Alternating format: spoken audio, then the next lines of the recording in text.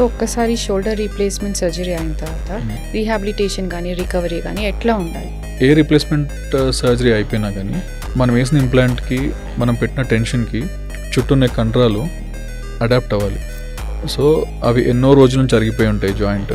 So muscles కూడా కొన్ని stretch అయి ఉంటాయి, కొన్ని కాంట్రాక్ట్ అయిపోయి ఉంటాయి. ఆ మజిల్కి మళ్ళీ మనం పెట్టిన జాయింట్ మెమరీ రీగైన్ అవ్వడానికి it takes some time.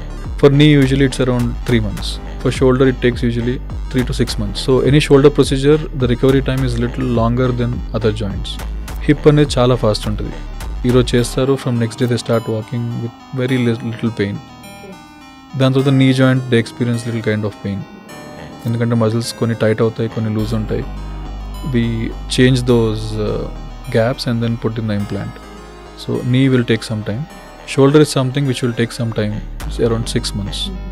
3 to 6 months. That's how the body is.